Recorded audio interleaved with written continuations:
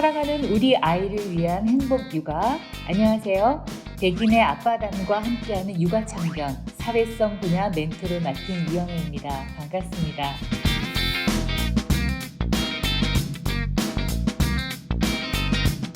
요즘 양육은 혼자서 절대로 어머니 혼자 사시는 게 아니고 모든 사람들이 다 힘을 합쳐서 해야 되는 그런 상황이죠. 그래서 아버님들이 이렇게 관심을 가져주시는 것에 대해서 너무나도 기쁜 마음이고, 그리고 우리가 함께 해야 된다, 이렇게 저는 항상 생각합니다.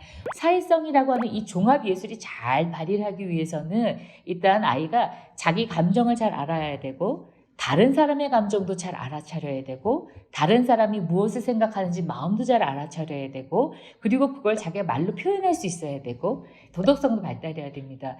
이게 다 발달이 되어야 사회성이라고 하는 것이 이제 발휘가 되는 거거든요. 결국 사회성이라고 하는 것이 꼽히기 위해서는 무엇보다 누구의 역할이 중요하냐? 양육자의 역할이 중요하고, 특히 아이들이 만 3에서 한 7세 정도 된다면 아버님의 역할이 굉장히 중요하다, 이렇게 볼 수 있습니다. 몇몇 분의 아버님들께서 사연을 먼저 보내주셨어요. 그래서 아마 고민하시는 거의 공통적인 고민이지 않을까 싶습니다. 그래서 제가 거기에 대해서 좀 함께 이야기를 나누고자 합니다. 첫 번째 사연입니다. 6살 된 아들을 둔 아빠입니다. 아이가 커가면서 어른들께 인사하는 것을 꺼리는 것 같아 고민입니다. 어릴 때는 먼저 인사를 하기도 하고 말도 예쁘게 잘했었는데, 요즘은 인사해야지 라고 말을 해도 못 들은 척하며 딴짓을 하더라고요. 쑥스러워서 그러는 건지 인사하는 게 싫어서 그러는 건지 잘 모르겠습니다. 어른들한테만 인사를 어려워하는 이유, 대체 무엇 때문일까요? 네, 첫 번째 사연, 인사를 안 한다는 거죠. 이거 정말 제가 많이 들은 이야기입니다. 인사해야지 이러면 아이들은 막 더 얼굴이 빨개져가지고 안 해! 하고 막 싸우고 막 이러시거든요. 자, 이거 어떻게 해야 될까요? 자, 이거 우리 한번 좀 고민해 보도록 하고요. 그 다음에 이제 두 번째 사연입니다. 7살, 5살 두 아들을 둔 아빠입니다. 요즘 들어 작은 아이가 어떤 상황에서든지 조금이라도 자기가 틀렸다는 걸 이야기해주면 울어버리는 경향이 있습니다.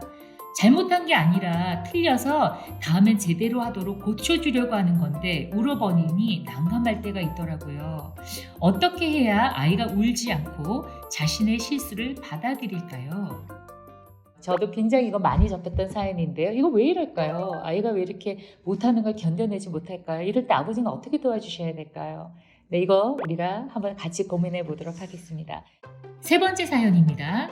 8살, 5살, 3살, 삼형제를 키우는 아빠입니다.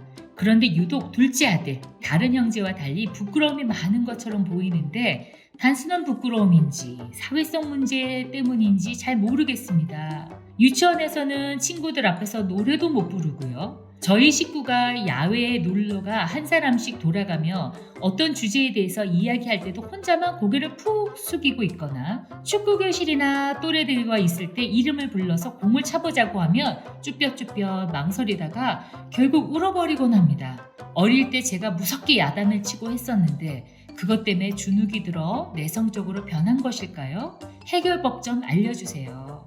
일상생활에서 정말 아버님들이 어떻게 해야 할까요? 라고 많은 고민을 하시는 아주 대표적인 사례였습니다. 첫 번째 우리 아이 보면 6살 됐죠. 보통 이때는 아이고 너 인사도 잘하는구나, 이쁘구나, 이런 이야기를 들으면 이 아이가 더 인사를 잘하게 돼 있어요. 예의 범죄를 안 가르쳐서 막 이러시는데 그런 거하고는 관계가 없고요.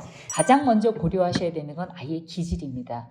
기질은 뭐냐면 질문과 같은 특성이에요. 생물학적 특성인데 이것이 이후에 환경과의 상호작용을 통해서 자기 성격으로 이제 만들어지는 가장 기초 공사가 됩니다. 근데 기질이 까다롭고 예민한 아이들은, 어떤 아이들은 오감이 다른 아이들보다 많이 열려 있는 거예요. 다른 아이들은 그냥 지나치는 자극들, 그러니까 예를 들면 짹짹 자극, 얘는 짹짹 이렇게 들릴 수 있는 아이예요. 그렇게 되면 항상 예측하지 않은 일이 오게 됐을 때 다른 아이들보다 훨씬 더 많이 압도되고 더 많이 스트레스를 받게 된다는 겁니다. 근데 그러면 이럴 때 아버님은 어떻게 주셔야 되느냐? 얘가 워밍업 할 수 있는 시간을 주셔야 돼요. 우리 오늘 나가면 네가 모르는 사람을 만날 수도 있을 거야. 근데 네가 그럴 때 깜짝 놀라면 아빠 손을 꽉 잡아. 그러면 아빠가 너가 무섭지 않도록 아빠가 너를 이렇게 꽉 안아줄게. 이렇게 해서 미리 워밍업을 시켜주시는 거. 그 다음에 두 번째는 나갔어요. 저기서 모르는 사람이 오는데 아빠는 알고 모를 때 딱 보시고 너 인사해야 될 것 같아서 너 지금 벌써 조금 너 긴장되지? 어디 보자. 이렇게 해서 좀 풀어주시는 거예요. 이제 저기 이제 온다. 자, 이제 조금 인사할 수 있겠어? 하고 아이한테 이렇게 작은 말로 자꾸 이야기해 주시는 거죠. 많이 이렇게 되면 오, 준비됐어? 오케이. 인사하고 나면 그래, 됐다. 우리 오늘 인사했다. 성공. 이렇게 하셔서 워밍업을 하시고 좀 풀어주시는 작업을 하시는데 많이 준비가 안 됐어, 아이가. 그러면 알았어. 요번에는 안 됐지만 다음에는 우리가 준비될 때는 인사하자. 이거는 예의범절이나 이게 지나친 일이 아니고요. 아이가 정서 때문에 생기는 일이에요. 그거를 갖다가 더 오히려 더 어렵게 만드시면 그럼 아이가 이후로도 오히려 더 위축되거나 다른 사람 앞에서 더 주눅드는 행동이 더 강화될 수 있습니다.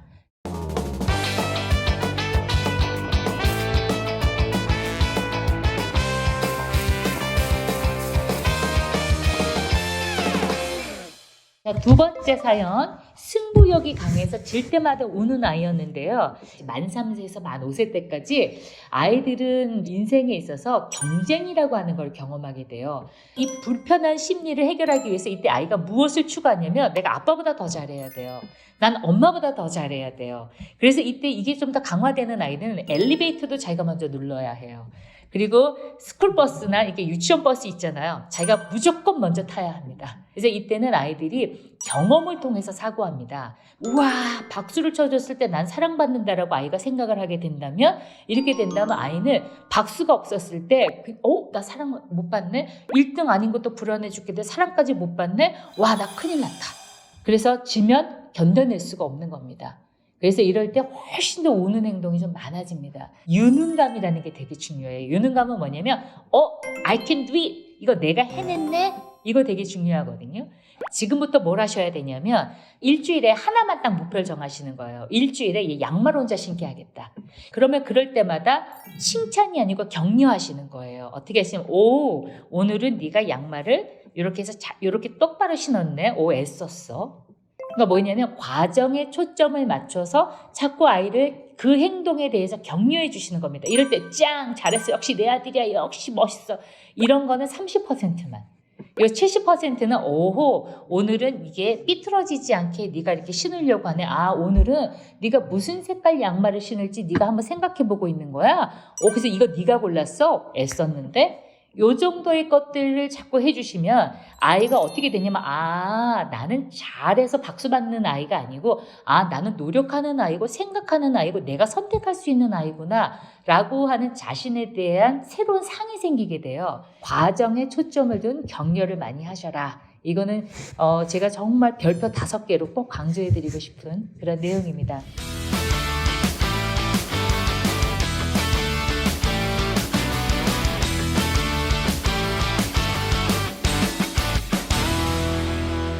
자, 그 다음에 세 번째, 제가 또 아까 유난히 부끄러움이 많은 아이에 대한 솔루션을 제가 좀 말씀을 좀 드릴게요.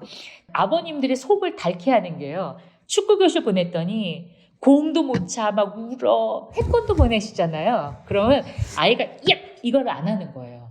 이건 아까 제가 말씀드렸던 기질과 굉장히 관련이 높습니다. 새로운 거를 하거나 낯선 상황에 갑자기 노출되거나 그럴 때 다른 아이들 소화시키는 데 시간이 많이 걸려요. 일단 익숙해지잖아요. 그 다음은 정말 잘합니다. 근데 익숙해질 때까지가 시간이 걸려요.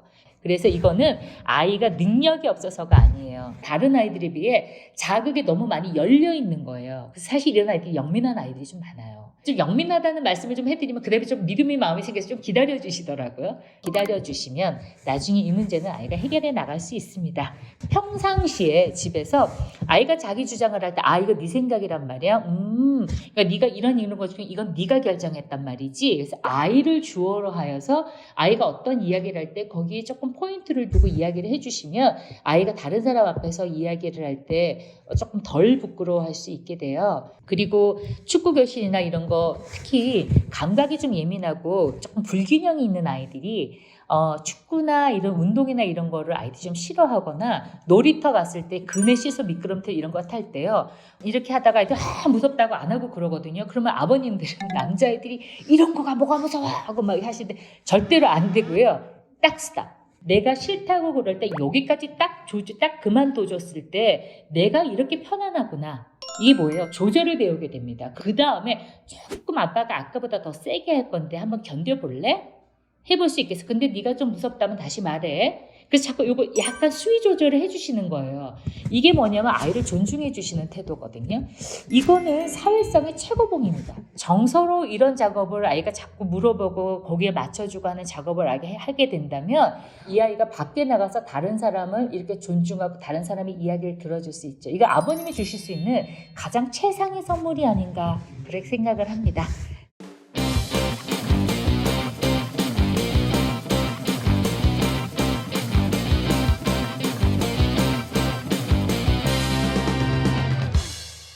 그럼 이 모든 거를 다 종합해서 할 수 있는 놀이가 뭐겠는가? 아이의 사회성을 높이기 위해서는 역할놀이를 해라. 친구가 나랑 안 놀아줘. 아니면 친구가 자꾸 나 때려. 내 물건 뺏어. 아이 친구 뺏는 친구 역할을 하시는 거예요. 그래가지고 이건 내가 갖고 놀 거야. 이렇게 역할을 하시는 거예요. 그러면 이때 소심하고 내성적에는 하지마. 이렇게 하기 때문에 다 뺏기거든요. 그럴 때 눈에 딱 힘을 주고 하지마. 이렇게 말하는 거를 역할 놀이로 그러면 나중에 아이도 자기도 모르게 이 몸으로 제가 익힌다고 그랬죠. 머리가 아니에요 먼저. 그래서 이렇게 한번 상황을 만들어 보시고 여러분들이 그 상황에 맞춰서 놀이하는 그 놀이 역할극을 한번 해보시는 거를 미션으로 드리도록 하겠습니다. 그 여러분들의 그 행복한 육아를 하실 수 있는데 좋은 멘토가 되었기를 바랍니다. 저는 사회 분야 멘토 이영애였습니다. 감사합니다. 자기 표현하는 놀이 중에 하나가 우리 집에 왜 왔니 왜 왔니 왜 왔니 그 놀이입니다. 우리 집에 왜 왔니 왜 왔니 왜 왔니 이거를 이제 꽃 찾으러 왔단다 그 놀이 아시죠? 그래서 그때 아이가 무슨 꽃을 찾으러 왔단다 이렇게 자기 표현을 자기 주장을 할 수 있도록 도와주는 놀이예요. 한번 활용해 보시기 바랍니다.